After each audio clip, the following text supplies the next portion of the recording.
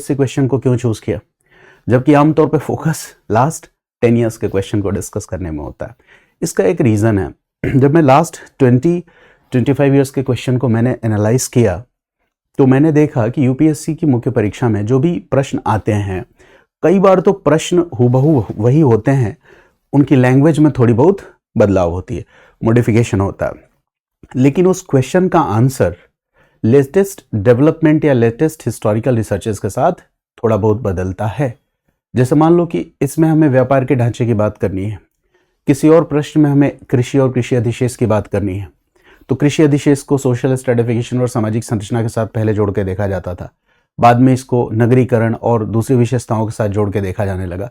तो देखो, क्वेश्चन के थीम ऑलमोस्ट वही रहते हैं, हमें लेटेस्ट हिस्टोरिकल डेवलपमेंट्स को इनकॉर्पोरेट करते हुए वर्ड लिमिट में आंसर को लिखना होता है। यही हमारा मेन चैलेंज होता है।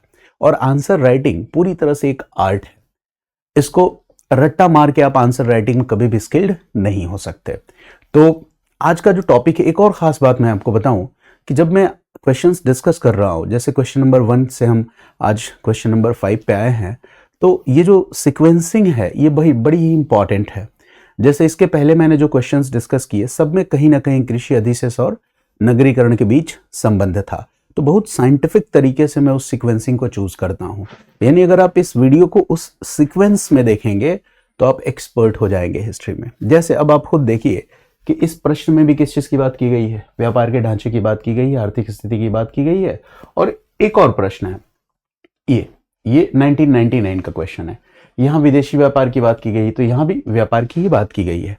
तो देखो, कई बार क्या होता है, कई क्वेश्चंस जो यूपीएससी में पूछे गए हैं वो एक थीम के आसपास होते हैं, तो जब हम उनको एक साथ प्रैक्टिस करते हैं तो हमारे आंसर का कंटेंट जो है कई बार 40% सेम होता है, 50% सेम होता है, तो रिपीटेशन आने लगता है आंसर डिस्कशन में, और जब वो रिपीटेशन आएगा पॉइंट्स का तो आपको पॉइंट्स याद होने लगेंगे। दूसरी चीज, जब भी हमें आंसर राइटिंग करनी होती है, हमें ऐसा नहीं लगना चाहिए कि हमारा हर आंसर एक नया आंसर है, नहीं, इसका मतलब कि आपके कंटेंट वीक हैं। आप जितने क्वेश्चंस को प्रैक्टिस करो, पहले तो उनके आंसर आपने जो क्लासेस अटेंड की हैं, जो आपके फाउंडेशनल लेक्चर्स हैं, उसके अंदर से डेराइव होने चाहिए।